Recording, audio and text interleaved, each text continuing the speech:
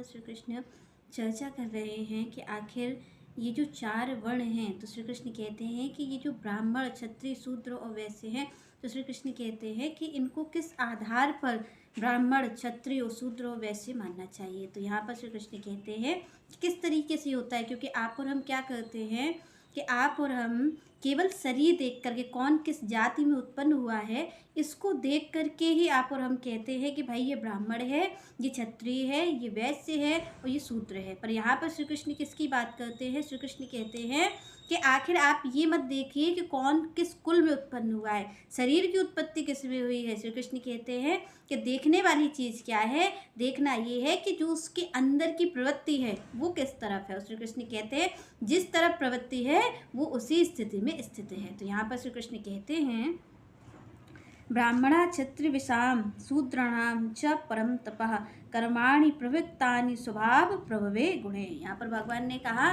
कि जो भी है, चाहे वो ब्राह्मण हो, चाहे क्षत्रिय हो, चाहे वैश्य हो या फिर शूद्र हो, यहाँ पर भगवान कहते हैं कि ब्राह्मण को ब्राह्मण कुल में उत्पन्न होने पर, ब्राह्मण नहीं कह रहे यहाँ पर भगवान यहाँ पर श्री कृष्ण कहते हैं कि कोई ब्राह्मण कुल में उत्पन्न हो जाए, तो ब्राह्मण कुल में उत्पन्न हो जाने मात्र से श्री कृष्ण कहते हैं वो उस चीज़ का पात्र नहीं हो जाता कि वो ब्राह्मण है। यहाँ पर श्री कृष्ण कहते हैं कि कोई क्षत्रिय कुल में उत्पन्न हो गया है तो वो क्षत्रिय है। यहाँ पर श्री कृष्ण कहते शरीर नहीं, यहाँ पर श्री कृष्ण ने कहा स्वभाव।